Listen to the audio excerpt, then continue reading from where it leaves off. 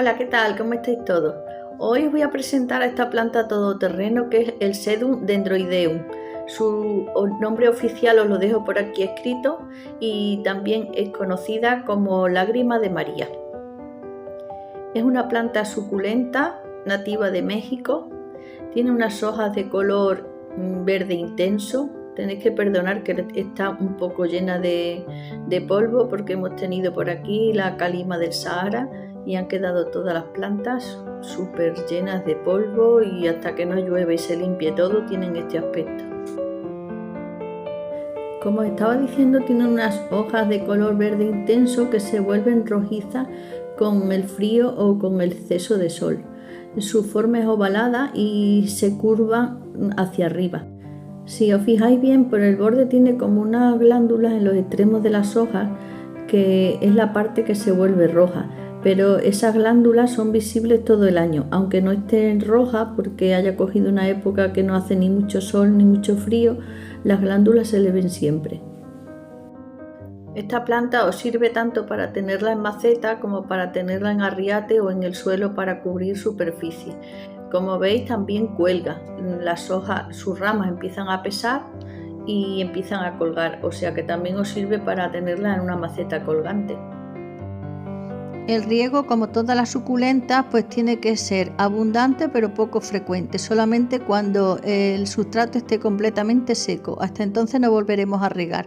Y en invierno limitar el riego al mínimo para que no se nos pudran.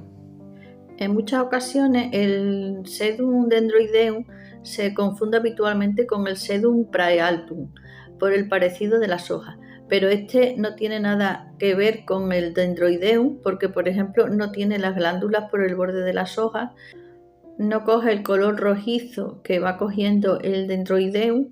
Y ahora que los tenéis aquí los dos al lado, veis que la hoja también es un poco más alargada.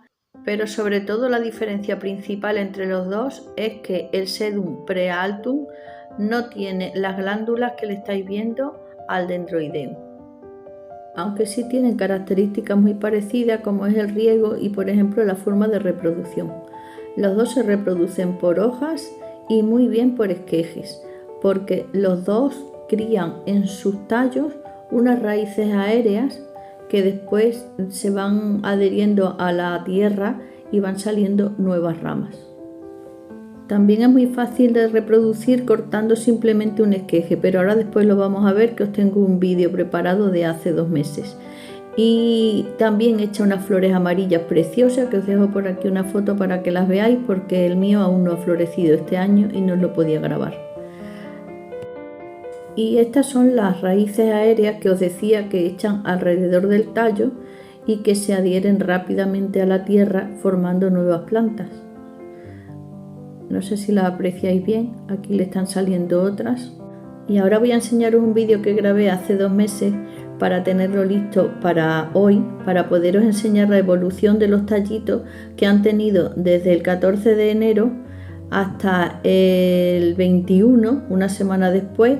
Estaban así los tallos que había metido en la tierra, simplemente meterlos en el sustrato, nada más. Incluso ni dejé que se secara ni se cicatrizara el corte. Solamente les puse canela y los pinché en el sustrato que estáis viendo y una semana después estaban así. Pero como os he seguido grabando el vídeo, no sé si le veis las pequeñas raíces ya que tienen. Creo que sí que se aprecian bien, a pesar de que me está dando el reflejo del sol, pero creo que las veis. Y 2 meses después, o sea, hoy que estamos a 21 de marzo, mirad cómo han crecido y están listas para independizarlas a otra maceta o dejarlas en esta misma que formen colonia. Os voy a enseñar qué hice para que lo veáis más claro. A ver, voy a soltar la cámara que con una mano no puedo. Lo único que tenéis que hacer es retirarle despacito las hojitas que están alrededor del tallo, sacarlas que queden bien arrancadas enteras porque si no, no os sirven para reproducir. Y el tallo, simplemente sin esperar ni que cicatrice ni nada, lo ponéis así en el sustrato y ya está. Si queréis untarlo de canela o de azufre lo podéis hacer, pero que es una planta todoterreno que agarra rápidamente. Y ahora voy a arrancar las ramas que ya habían pasado 2 meses en el sustrato para que veáis la cantidad de raíces que han criado en estos 2 meses. Las voy a limpiar un poquito con un pincel y así vais a ver la raíz tan pequeñita que tenía hace 2 meses en lo que se ha convertido. Ya es una planta verdadera que podemos independizar a cualquier otra maceta. Es una planta que os viene muy bien para reproducirla si queréis vender porque se reproduce muy rápido.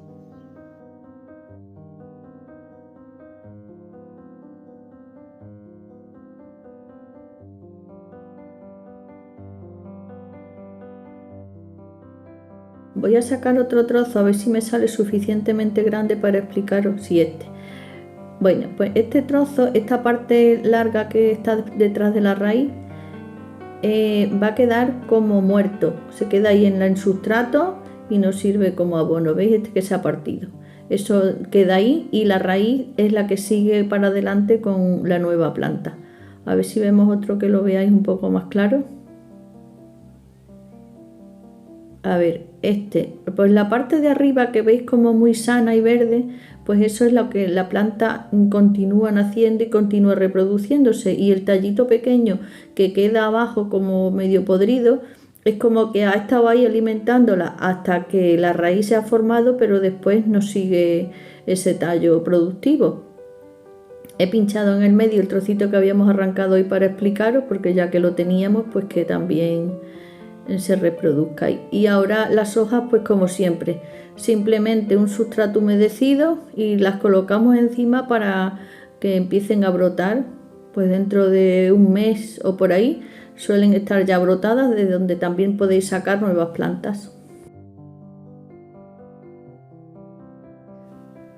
Y hoy no voy a trasplantar la planta grande, esta que nos ha servido de alumna para todos, para estudiarla y para saber sobre ella, porque hace poco tiempo la trasplanté de una maceta a esta jardinera, pero sí le estoy echando un poco de tierra con un cacito que me hago yo de los botes de gel o de champú, los recorto, le doy esta forma y hacéis un cogedor súper bueno para la tierra o para piedritas o para lo que queráis, sobre todo para macetas pequeñas viene genial.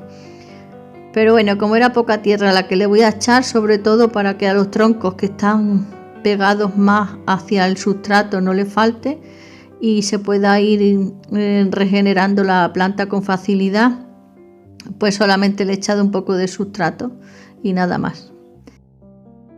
Bueno, ya estamos terminando, pero quería deciros que el nombre Dendroideum viene del latín, que significa como un árbol. Es decir, que si la tenéis en un sitio que les guste y protegida de las heladas, os puede crecer hasta unos 80 centímetros convirtiéndose en un pequeño arbusto. Y creo que os he dicho todo sobre esta planta. Espero que os haya gustado el vídeo y que os sea sobre todo muy útil. Y si la tenéis, pues que ya conozcáis un poquito más sobre ella. Que no os olvidéis que es una suculenta y que no quiere encharcamientos de ningún tipo. Y que se reproduce fenomenal, que podéis tener muchas plantitas como esta maceta que tenemos aquí para regalar o para vender, o simplemente pues tenerla repetida por si viene una helada que no os quedéis sin ella. Un abrazo muy grande y espero veros en el próximo vídeo.